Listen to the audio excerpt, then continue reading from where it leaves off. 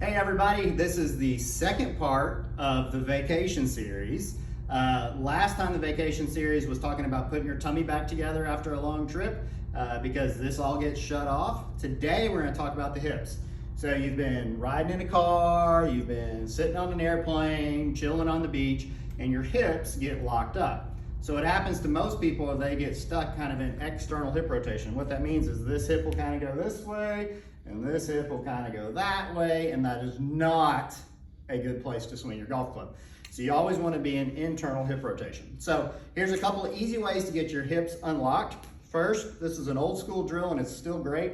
Put your feet together and just learn to turn your hips again. And just make some swings like that just to get the hips loose. Great warm-up drill for your hips.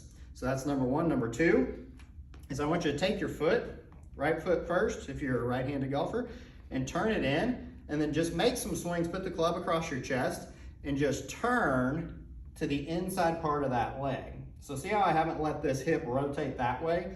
I've turned into this crease of my leg. And that just helps you get back to some internal hip rotation. And then do the same thing on the forward foot. Turn the left hip in and turn into this hip and not spin out of it. So we don't want to see this hip go that way. We want to turn to the inside.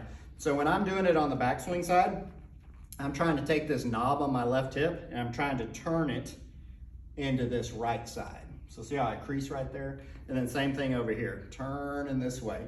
And that's your second part of the series. So the first part's getting your tummy put back together. The second part is really trying to get your hips loosened back up from being on a long trip. Like sitting in a car and sitting on an airplane is the worst because your hips kind of get sprayed out this way and then you just get stuck. So also check out Jeff's Wellness Wednesday from yesterday. He has a bunch of hip exercises in there. So that ties in really well with what we're doing today. Thanks, we'll see you next week.